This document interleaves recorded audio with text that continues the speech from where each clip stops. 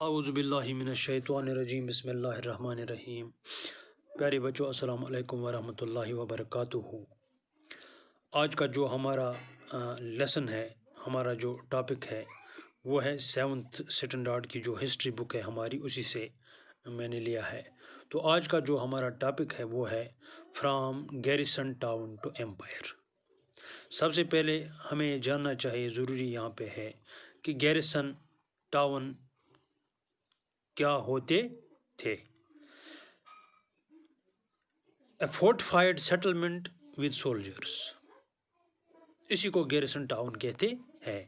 اے fortified settlement, ایک وہ settlement فوجیوں کی، سولجرس کی، جو فورٹیفائڈ ہو، جو ایک پلانڈ پروگرام ہو، جس میں ان کے لیے رہنا، کھانا، باقی جو بھی ان کے ویپنز اور ان کے رہنے کے لیے جگہ، with soldiers, settlement with soldiers. تو یہ سولجرس ہیں، ان کے لیے جو انتظام ہے، اس کو گیریسن ٹاؤن کہتے ہیں۔ تو اسی کے حوالے سے ہم آج پڑھنے جا رہے ہیں۔ ان دا ارلی 13th سینچری، جو 13th سینچری تھی اس سے پہل the control of the Delhi Sultans rarely went beyond heavily fortified towns occupied by the garrisons۔ تو جو یہ سلطانز کا کنٹرول تھا، یہ اتنا پیچھے ہوا، heavily fortified towns occupied by the garrisons۔ تو فورٹیفائڈ ہوا، جو یہ ٹاؤنز ہے ان پر قبضہ ہوا، فوجوں کے لیے بارکیں بنائی گئی، occupied by the garrisons، جن کو ہم گیریسنز کہتے ہیں۔ The sultans seldom controlled the hinterland of the cities and were therefore dependent upon trade۔ تو جو سلطانز تھے دہلی کے سلطان، ان کا کنٹرول کیا تھا؟ آن کنٹرول دا ہنٹرلینڈ۔ ہنٹرلینڈ کا مطلب کیا ہے؟ ہنٹرلینڈ ہے the LANs adjacent to a city or port that supply it with goods and services۔ وہ لینڈ جو سٹیز کے ایڈجسنٹ بالکل ہو، یا وہ بندرگاہ ہے جہاں پر گڈس کی سروس سپلائی کی جاتی ہے، یا گڈس اینڈ سروس جو سپلائی کی جائے، اس کو ہنٹرلینڈ کہتے ہیں۔ Of the cities and were therefore dependent upon trade. تو یہ سب کچھ کس پر ڈیپینڈنٹ تھا؟ ٹریڈ پر، تجارت پر، یہاں پہ ان گیریسن ٹاؤنز میں۔ اچھا، ٹریبیوٹ اور پلنڈر فار سپلائی، یہ ان کے لیے یہ سپلائی جو ان کو کرنی تھی، یہ بندرگاہیں، یہ جو پورٹس ہے، یہ ان کے لیے کافی مفید تھی، کافی فائدہ ان سے ان کو تھا۔ تو اس کے بعد controlling garrison towns in distant Bengal and Sindh from Delhi was extremely difficult. مگر جو یہ گیریسن ٹاؤنز تھے، ان پر کنٹرول کرنا بنگال میں اینڈ سندھ، اور سندھ میں بھی تھے، from Delhi was extremely difficult, یہ کافی الگ تھا، دہلی سے اس پر کنٹرول کرنا کافی الگ تھا، الگ تھلگ تھا، یہ ایک نئے قسم کا معاملات آگے سامنے ہوا تھا، یہ ڈیفیکلٹ تھا، بہت ہی مشکل تھا۔ اچھا، rebellion war even bad weather could snap fragile communication routes۔ جب ریبل ہوا 1857 میں، تو کیا ہوا؟ Bad weather could snap fragile communications routes۔ تو اتنا ماحول خراب ہوا، کمیونیکیشن روٹس، جو کمیونیکیشن روٹس تھے، جو وہاں پہ آنے جانے کے راستے تھے، ان کو بند کیا گیا۔ Delhi's authority was also challenged by Mongol invasion from Afghanistan. جو دہلی کی اتھارٹی اس وقت تھی گیریسن ٹاؤن کے زمانے میں، تو ان کو چیلنج کیا گیا بائی منگولز انویژن فرام افغان، جنہوں نے افغانستان سے اس پر حملہ کیا، اپنا دعویٰ بولا۔ And by governors who rebel at any sign of the sultan's weaknesses. تو جو ان کے گورنرز تھے، افغان کے جو گورنرز تھے، rebel at any sign of the sultan's weakness, جو یہ ان دہلی میں سلطانز کی ویکنیس دیکھتے تھے، یہ اسی طرح سے حملے کرتے تھے، اپنی پالیسیاں بناتے تھے۔ دا سلطانیٹ بارلی survived these challenges. پر سلطان نے کیا کیا؟ انہوں نے ان چیلنجز کا مقابلہ اچھی طریقے سے کیا.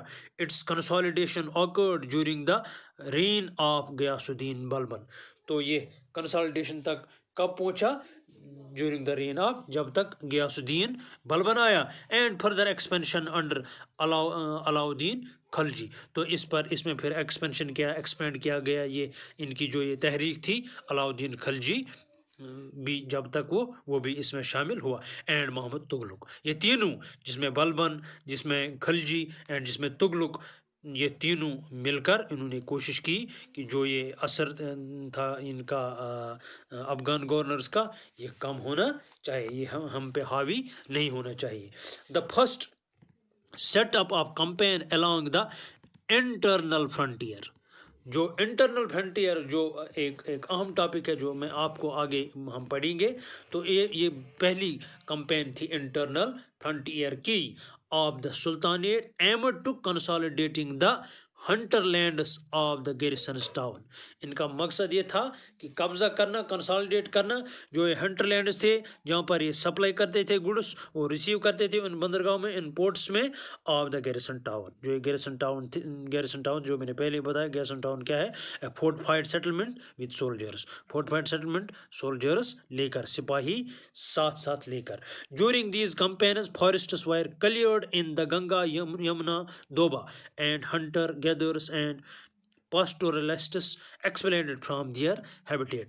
اس دوران کیا ہوا؟ ایک کمپین چلی، فارسٹ کو کلیئر کیا گیا، جو یہ ٹریز ہیں ان کو کٹوا دیا گیا، درخت کو بے تاشا کٹا دیا گیا. ان دا گنگا یمنا، جو گنگا یمنا یہ دوآبا تھا، اس کے دریاؤ کے جو کنارے تھے، انہی کے دائیں بائیں جو تھے درخت، جو فارسٹس تھے ان کو کاٹ دیا گیا، ان کو کلیئر کیا گیا.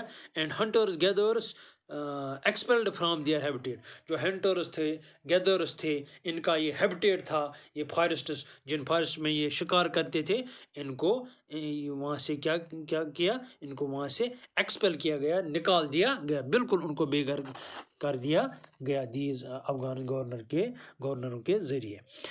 These lands were given to peasants and agriculture was encouraged. جو یہ فارسٹ لینڈ تھے یہ پیزنٹس کو دیا گیا تاکہ ایگریکلچر زیادہ سے زیادہ بڑھ جائے. encouraged agriculture. New fortresses, garrisons, towns and towns were established to protect trade routes and to promote regional trade.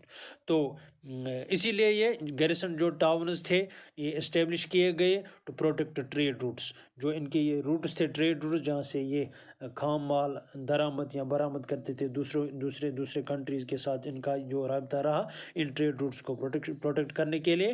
And to promote regional trade. تو ریجنل ٹریڈ پروموٹ کرنے کے لیے ان کا یہ مقصد ہی تھا. جو ان کے جو افغان سے آئے تھے یہ حملہ آور اس پر گیریسن ٹاؤن پر. تو آج میرا ٹاپک یہی تھا. اب میں آپ کے لیے ایک کوشچن ہوم اسائنمنٹ رکھنا چاہتا ہوں، وہ ہے کہ what do you understand by garrison town and hinterland. Garrison town اور ہنٹر لینڈ کے بارے میں آپ نے کیا سمجھا؟ اس کا مجھے اپنی نوٹ بک پر جواب لکھ کے بھیج دو گے. آج کے لیے اتنا ہی. تھینک یو، شکریہ.